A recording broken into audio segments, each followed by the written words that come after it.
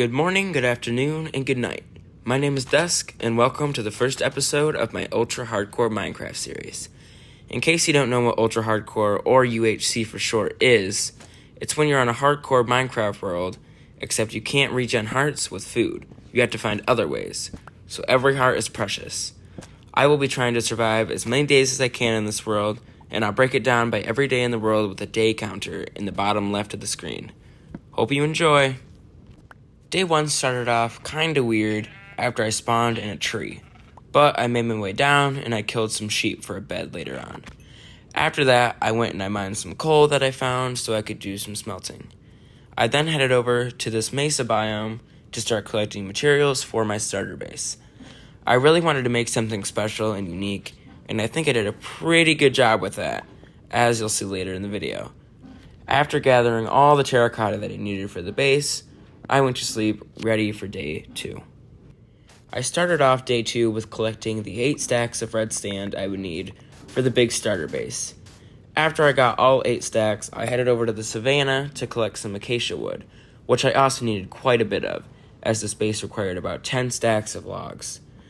I didn't quite get 10 stacks, but I did get a bunch of saplings to grow on the mushroom biome that I would be living in. Day 3 started off with some more wood gathering, as well as making the trip to the mushroom biome I was planning on living in. Because there is less chance of me dying there, or so I thought, as you'll see later in the video, I was sorely mistaken. I found a decent spot to set up camp to begin work on the starter base, so I made some chests to put all the junk in. I really wanted to explore around to see if there were any nearby caves, because I thought I'd be safe in a cave since I'm in a mushroom biome. So I really was not worried. I found a cave, and then I decided to go into it, where I ran into a skeleton spawner. I thought they wouldn't spawn, because, well, we're in a mushroom biome, right? Wrong. They spawned, and as you'll see, I almost died. Yeah, right here. Yeah. Not good. So, I'm already down 4 hearts, which is not great. After that, I decided to go back into the cave to disable the spawner and get whatever was inside the chest, which was quite a bit more successful than my previous attempt.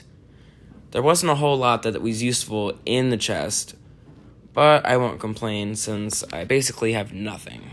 I then decided to go deeper into the cave where I found my first iron. Early on day 4, I saw a TikTok about suspicious soup, so I went and searched for some oxide daisies, and then I headed back to base.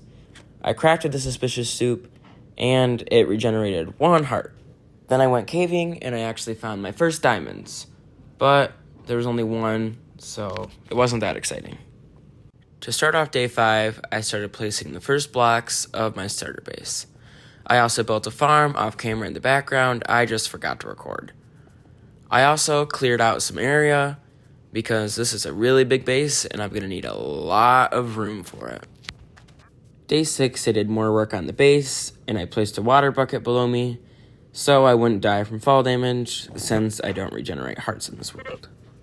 I also crafted some iron armor so I would have more protection. I managed to finish a little bit of the wall before I had to go to bed.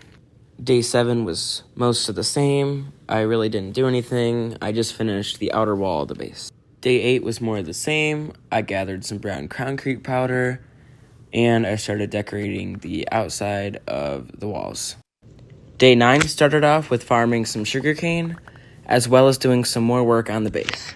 I spent all of day 10 working on a skeleton spawner, so that way I could get XP, as well as some bones for bone meal, as I would need about 8 more stacks of logs to finish the walls for my base. I spent all of day 11 killing skeletons for XP as well as bone meal so I could grow acacia saplings. I spent all of day 12 collecting acacia wood so I could build the walls to my starter base. Day 13 was pretty easy. All I did was build the giant wall that is going to surround my starter base. You might be wondering why the wall is just acacia planks and it's not decorated at all. But I'm going to put buildings on each side that's not decorated and hopefully it kind of looks like there's a bunch of shops together. Day 14 was pretty much the same thing. All I did was place acacia planks for the wall to the base. Here we are on day 15. We're at the end of the starter base build, which took around 4 hours to complete. Make sure you like and subscribe if you liked the video, and stay tuned for the next one.